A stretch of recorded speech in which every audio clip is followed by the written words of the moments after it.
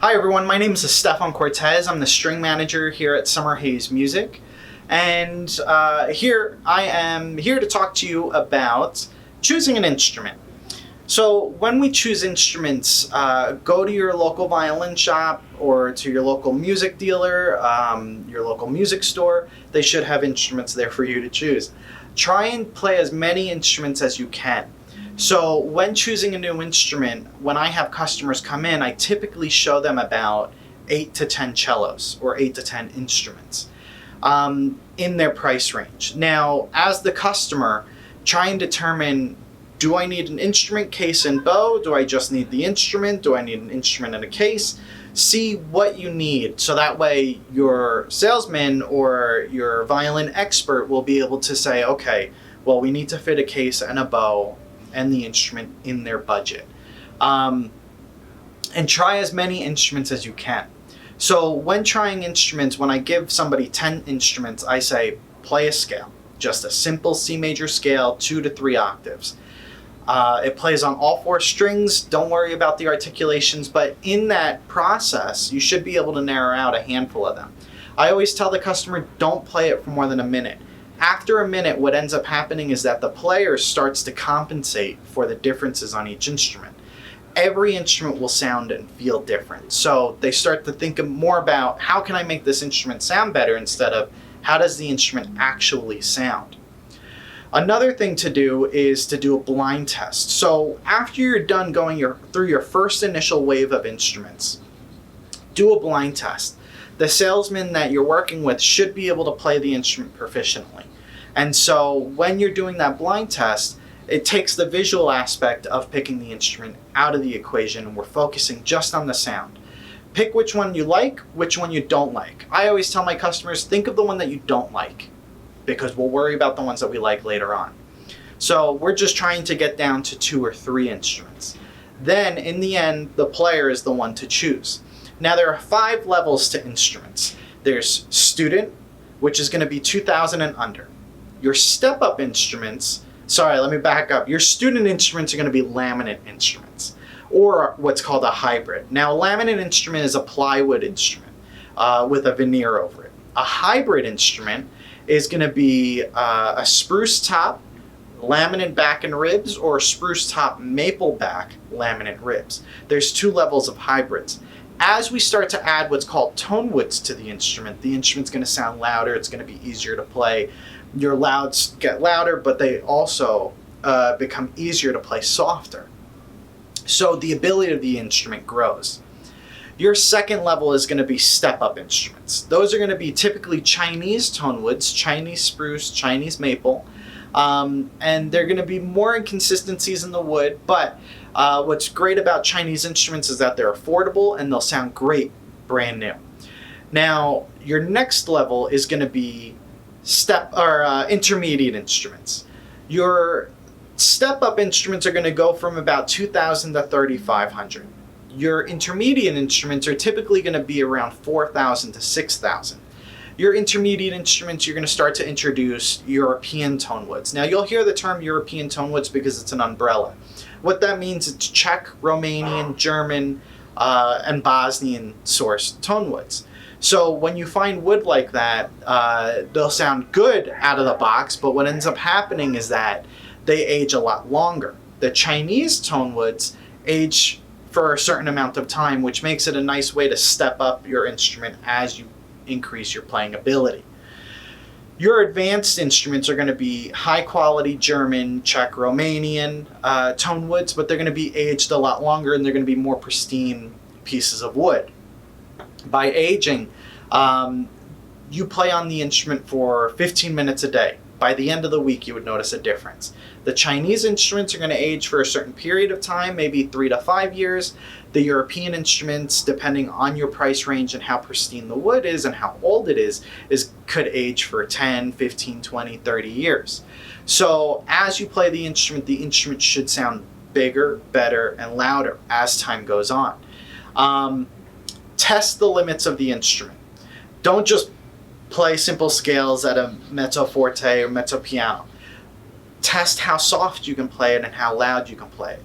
At a certain point, there'll be an instrument that the player, the student, or yourself will be drawn towards. And so just play as many as you can, see which one you like playing. I always tell customers to articulate what they like and what they don't like about the instrument. I always say that it's best to describe it like food. It's really bright and crispy, or it's really dark and gooey. Try and think why you like the instrument or why you don't like the instrument. But try as many as you can, and most of all, have fun. When you're trying out instruments, just have fun, see which one you like the sound of the most and the playability of. I always tell people it's like buying shoes. If you buy a pair of shoes that don't feel good, you're not going to wear them. Find an instrument that you love playing on and that fits you. The wand chooses the wizard. It's the same thing with bows. Now with bows, the bow should be within 15 to 25% of what the instrument costs. There's a couple different rules for bows, and there's a couple different levels of bows. There's carbon fiber, fiberglass, Brazil wood, and Pernambuco. Carbon fiber and fiberglass are really great bows because they're very durable bows. Brazil wood is a great bow because it is inexpensive, but it's going to have a better sound than the carbon fiber and the fiberglass, in my opinion.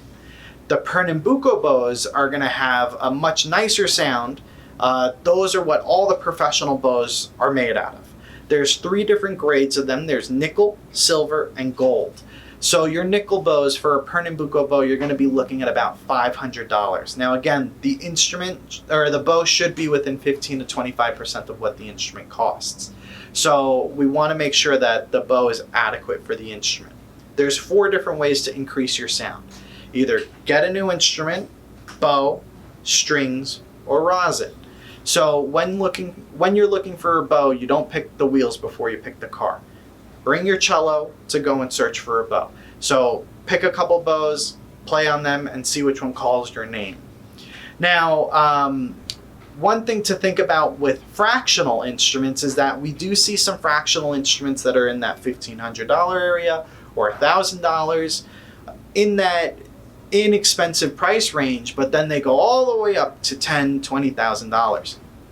One thing to ask your local violin dealer or your local music store is, what is the story with this instrument? Where did it come from, and is it used? One thing that I always take into consideration is how used is the instrument. If the instrument's about 10 years old or 5 years old, I know that it's getting close to plateauing in the quality of sound, that it's not going to continue to age as time goes on. A newer instrument will sound typically metallic-y, brassy, maybe a little nasally, but as you start to play on them, they start to open up. So with a new instrument, you're going to see a longer aging process go on with the instrument as you play it. One thing to keep in mind with fractional size instruments and full size instruments is the quality of the setup. Sometimes people will put very expensive strings on inexpensive instruments. So that's going to make the instrument handle better, it's going to make it sound nicer, but then when you need to change the strings, you find out you got to dish out $400 or $600 for a set of cello strings. Now, find strings that are adequate for that instrument. On an advanced instrument or an intermediate instrument, I would put professional quality strings. On a step-up instrument or an intermediate instrument, depending on the instrument, I will put intermediate strings on them. Now there's 3 main distributors of strings. There's D'Addario, which is an American company based in Farmingdale, New York. They make 4 different qualities of strings, or 4 different strings, sets of strings. Prelude, which is the most popular. Those are going to have a stranded steel core. They're going to feel nice and tight under the fingers, but they're also going to have nice tuning stability. They typically have a nice dark sound.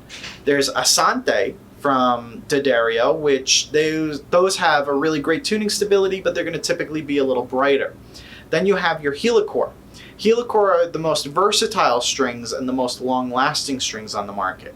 And so they're really great if you're playing jazz, you're playing contemporary music, or if you're doing Baroque, classical, whatever.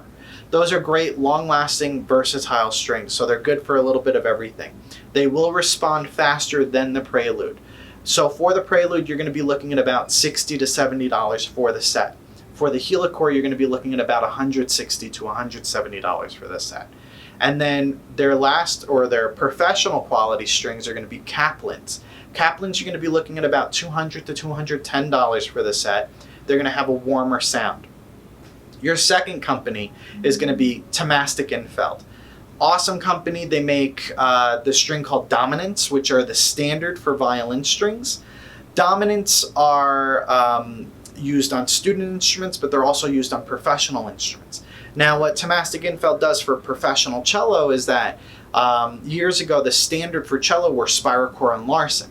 Spiracore came from Thomastik Infeld, from Austria.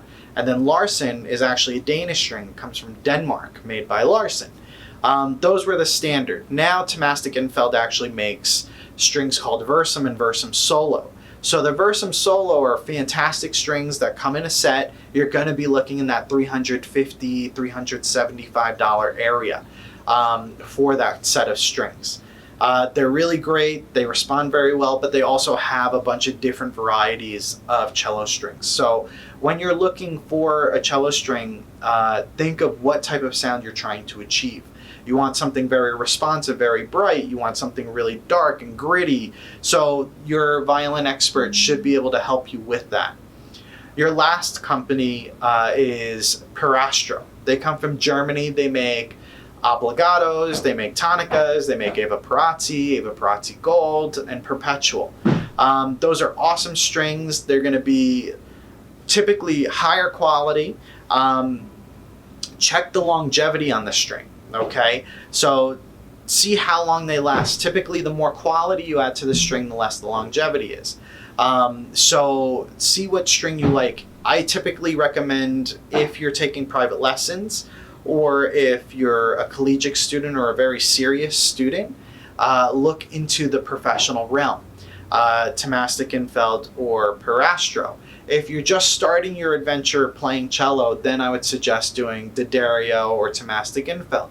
D'Addario, I know a lot of really great professionals that play on D'Addario strings, so everybody will have their own flavor and their own setup that they're trying to achieve. They'll like certain sounds for their instruments. So as you try out different instruments, try as many as you can and see what calls your name. If you have any questions, feel free to reach out to me. My name is Estefan Cortez. You can shoot me an email or you can give me a call. Thank you.